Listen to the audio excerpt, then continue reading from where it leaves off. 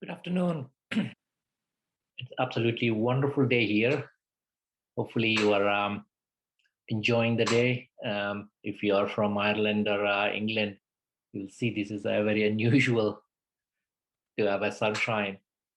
If you guys come from India, we're sorry to hear there's a lot of COVID infections going on. Hopefully, we'll come to normal very soon. Keep safe. That's the most important thing is a life and having enjoying your time.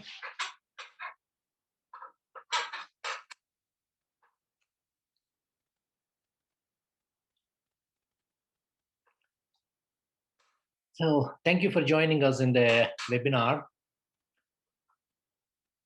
I'm the presenter. My name is Guru Prasad. I'm co-founder and the CEO of Pivot Cloud Solutions.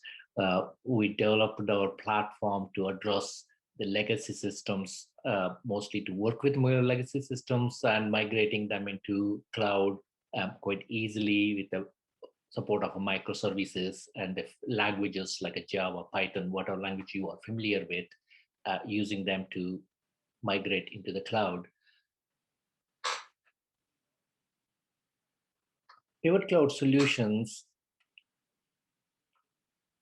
we modernize your legacy systems in weeks. What it means is once it's set up and up and running, all the tools and technologies, AI-based tools and technologies available for you to target specific business logic and physics system and move the logic and the data into the cloud in one go.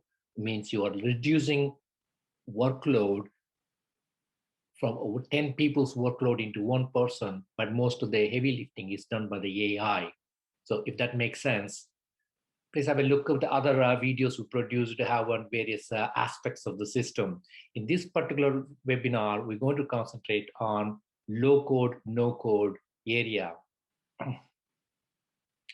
In the previous session, we've seen how the business analysts can add features to the system without relying on an extensive network of UI developers, testers, and all those kind of things.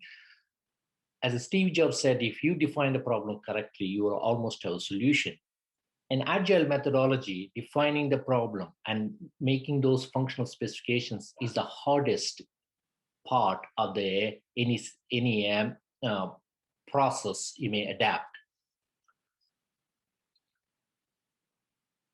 We'll see how in this session, particularly in this session, how the developers can add value to the platform.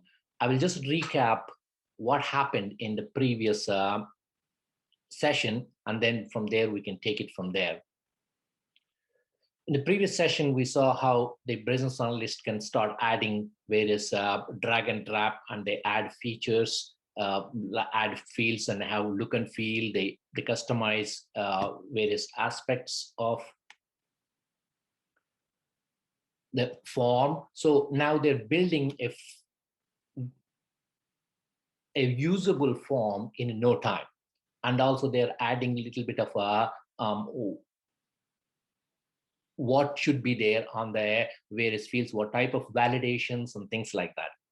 So once they're done, they can just test it, release it. So now it is there.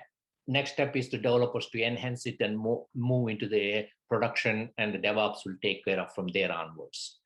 In the last session, somebody was asking about how we can define analytics using the forms they designed. So you can just design a form and start using it, but you wanted to have a run analytics on it. So our system provides a straight out of the box analytics platform.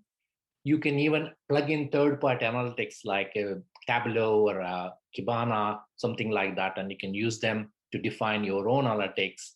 You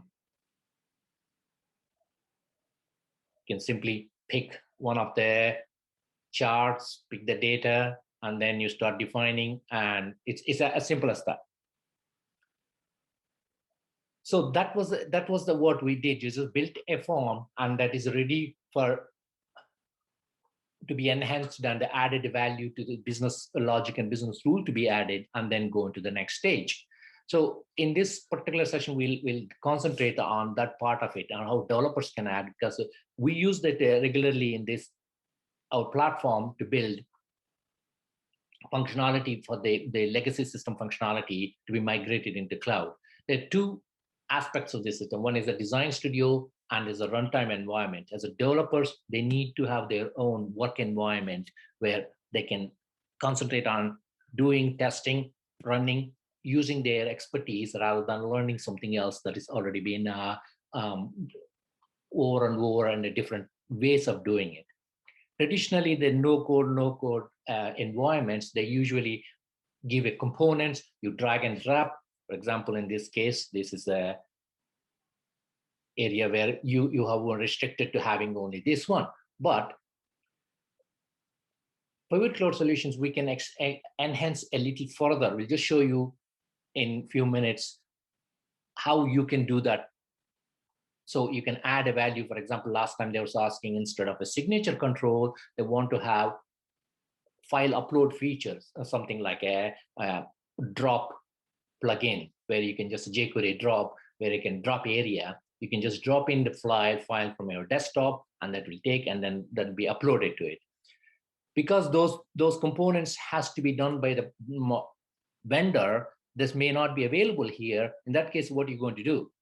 So you are familiar with doing your own way of familiar environments, like your jQuery or Angular or some other frameworks you're using. There's no need to go in and learning some other platform and their way of doing it. In this case, once you finish this and the entire feature is available as a downloadable plugin, so you can just say, you can just see entire source code is available in this. Here it is a Java format, and in here as a Python format. The code is available for you to meddle with and do anything that you wanted. So you can add value to it. You can add conditionals, add logic, add anything. So in a business environment, there will be 3 stages. You have a JavaScript, you have a middleware, and you can have more enhanced third-party or functional areas to be added afterwards. We'll start with the JavaScript side of it. Either you can just use user interface, simple things like here. You can say, display this component if something is true. That means when the user is entered an email, display this one, otherwise don't. If you're familiar with your own logic, the JavaScript, you can actually write your own JavaScript here, and that will become your validation code. But if you don't want to do this one, and you are more familiar with working with the code, you can actually download entire component as a service. It's a HTML file available for you, so you can write your own JavaScript, add, okay, when it is changed, I want to do something here, you do that. It's all in your hands. So there's a total flexibility without any taxing on the delivery of the functionality, because here's core idea about here is getting out of your way so that you can do your work more efficiently and quickly and without worrying about all the plumbing, everything else. In a few minutes, I'll just show you how you can do the next step. Next stage is you probably want to do your business layer. You want to add a rules to it, say, bring all the products details from the database, validate cover amount if less than this or more than that, or the interlink. If it's a basic coverage must be fitting with these limits. The premium cover, it must be other limits. So if there is a COVID, you can't have a start date beyond this time, etc., etc. So these are all the business rules that define either business analysts can simply add it through here, or you can do it in the middleware. I can actually show you that part as well. You can just do by submitting it. When the form is submitted, comes here. You have full control over what to do with it. You can add all those business rules and regulate things, and now you have functioning code delivered into the cloud, and it runs in a cloud native. So what is the advantage of doing that? Advantage of doing it, you are not actually writing all the code to for a plumbing and the links and everything else. It is all looked after a platform. You are simply doing your side of it. You're either JavaScript, working on a JavaScript or a Python or Java.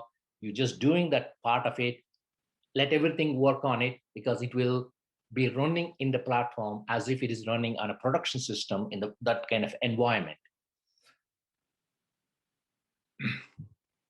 So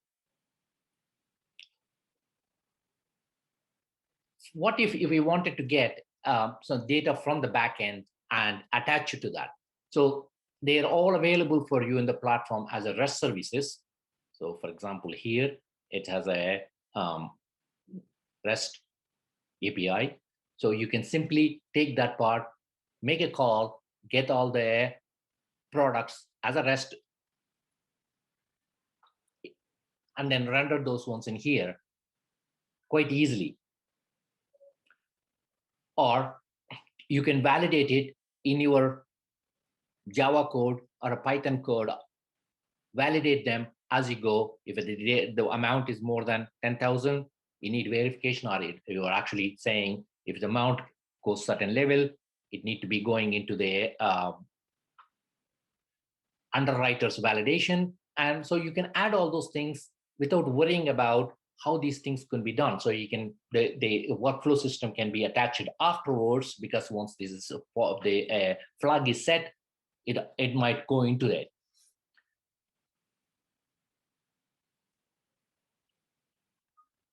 Now, the business rules and business validations can be done now easily. Now move on to backends, because a lots of backend is still in a legacy systems like and mainframes or AS400s, or some cases some RDBMS with stored procedures attached to it. How would you link those things together? Traditionally, what you do is your IT guys will give you a connection information, and then you start linking them up and writing code. Most of the code is basically writing, getting that information back into your data, so that you can link them up and you can start using that information. Whereas using our platform, I can just show you how easy it is.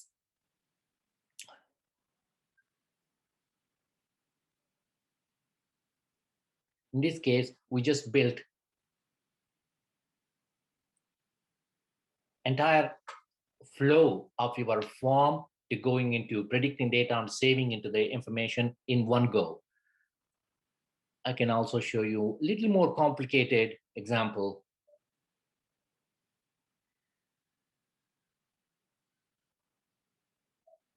Over here. So this is coming from before that you can predict data, i.e. You could use the previously used information from, say, you are coming from a website, and that website has some information be sent either in the headers or in the as a service information. That data, you take it, you process it, and if it is qualifies, you can go in. Say, for a simple example, I can tell you, if a browser and the location of the end user is coming from certain regions, now they're allowed to have the policy set out so that you can present them. Otherwise, you can tell them, no, you are not eligible for this product activation. Bye-bye. So that prediction can be done quite easily, and you link them up, which goes through a process. So all these things are automatically done for you. You are only working on one area, one little thing at a time, and then leave everything to the platform to look after end to end. after these steps, once you deploy this thing, you may also wanted to have a debugging and see how it's going, what is going on. So platform provides you straight away all the features like your you can actually see logging, delivery. You can also test the throughput, either latency, throughput, load testing. Everything can be done on the cloud, on the thing, as if it would be a miniature production environment. You don't have to have a huge IT or a DevOps support for yourself, because as a developer, because you at source, you can fix a lot of things if you know the problem. So that is a premise of the whole delivery of the platform. This no-code code is not just about building the form and leaving it, but is also all the logic, everything else associated with it. You can also build AI capabilities, because at the time of the form building, you also have the access to the data. Once you have the access to the data and associate what to be done, you will be able to decide what machine learning or artificial intelligence algorithms you can build and deliver from there. That's what the paid platform is good at, and delivering seamlessly with no dependency on external expertise or consultants or any other things.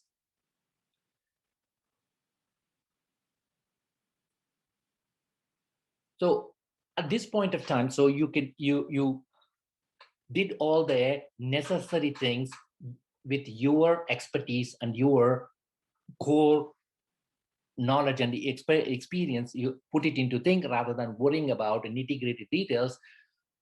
For example, recently we had a case where developers were being asked to build a Kubernetes services. The developer is good at doing it, but the DevOps wants a health check to be built in, and they delivered the default health check, but they wanted more where the service is up and running, because Kubernetes is much more intensive and the requirements more intensive. So I spent 2 weeks doing it, and then he completely fed up, and he was actually saying, I don't care anymore of this particular thing because I'm just fed up with it. It's not my expertise. I don't have to be working on this one. You don't have to go on that route. You don't have to frustrate your own people or yourself doing things that is not in your domain. You'll be looking after what you are good at, because you are a developer. You will be doing development, either business logic or the front-end validation. These things that naturally comes to you. You know how to do it, what to do it, and you can communicate with the various things, as long as business analysts give you the specific forms. Okay, these are the forms. I wanted this one. I want to link up these two areas, and then make sure they will work. Once only when the amount has to be in this format, and if international color is selected and COVID color is selected, I want to send this to an underwriter. Don't process straight away. So that type of business logic is being built into the service and the middleware, where it cannot be done by simply having a components and a low-code, no-code environment. So that's what our platform is good at, combining expertise and delivering the information when and how is required.